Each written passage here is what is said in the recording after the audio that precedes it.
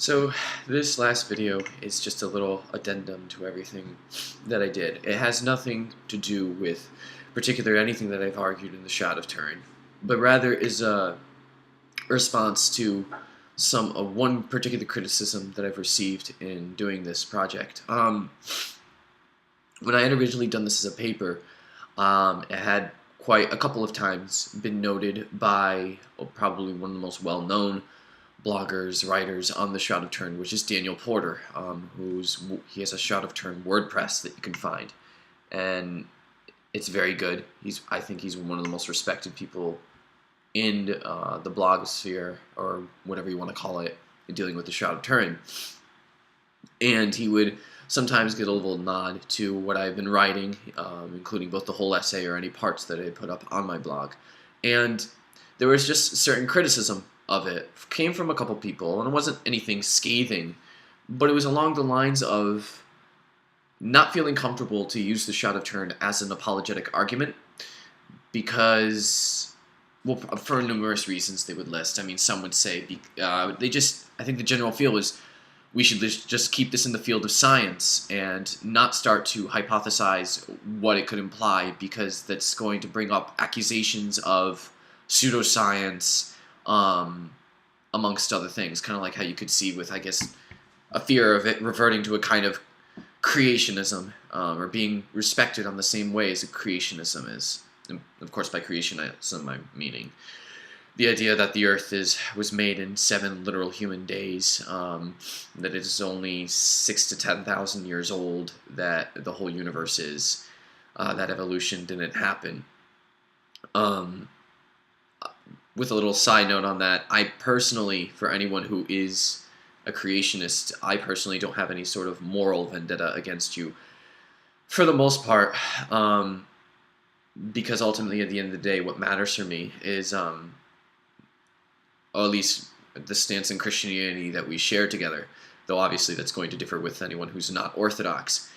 But at the same time, I think it's pretty important to be up to date on the science for interacting with the actual world. You see a lot of this echoed by an OCA bishop by the name of Archbishop Lazar Pahalo, who is a big inspiration and probably the sole person who made me stop hating Christianity altogether and become incredibly interested in Orthodox Christianity. But enough with the side tangent. To respond to that criticism, on one hand, I think it's warranted, and I can understand why one might be wary of an apologetic such as this. I get that. And quite frankly, any science done on the Shroud should continue to be done, and should continue to be done regardless of the answer that comes about. Regardless of, if science keeps being done on the Shroud and the Shroud is shown to be faulty, well, the science should be done and the Shroud should be faulty, and we should owe up to that. I'm not denying that at all. And I don't think anyone's accusing me of that. But at the same time, at least as a Christian, I just felt that I should be able to share a more developed thought process that I had at the time of my conversion. Because if Christianity is true, and I'm saying that now obviously as a hypothesis or a statement basically, if Christianity is true, and the Shroud of Turin is the burial shroud of Jesus Christ, and everything that I've put down in my argument is true, is correct, then as a Christian, I think it's my duty, at least, to say something. Maybe not to ardently stand and pound it over people's heads, but to at least say something, to put that possibility out there, so it could help someone. Anyone's free to reject it via free will that Christianity, at least Orthodox Christianity, affirms, but I think it's just my duty to do that. So it's one of those things where I guess I have to disagree.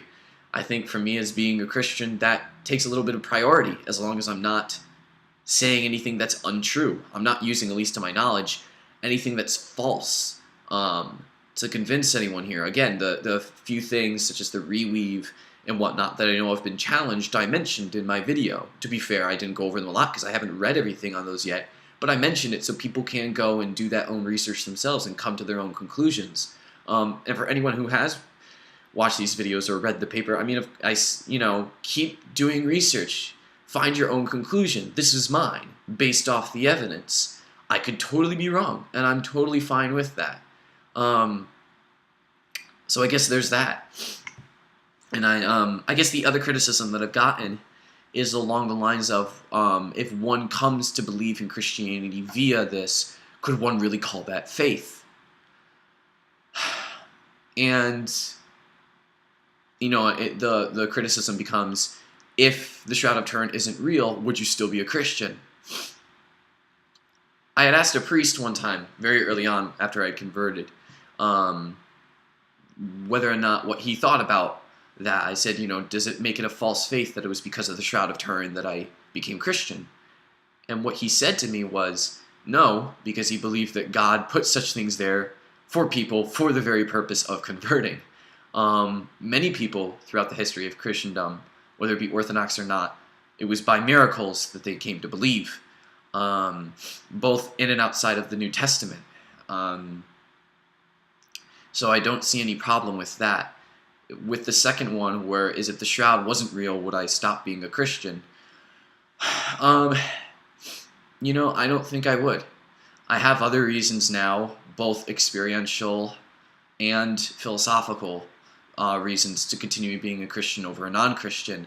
Maybe I'll put some of them up here eventually. I know one of them I have on my blog, and that's one of epistemology.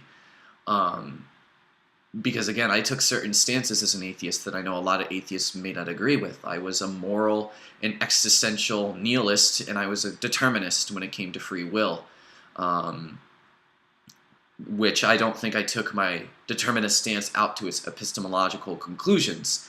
I think I had a pretty... my epistemology did not match with my view on free will.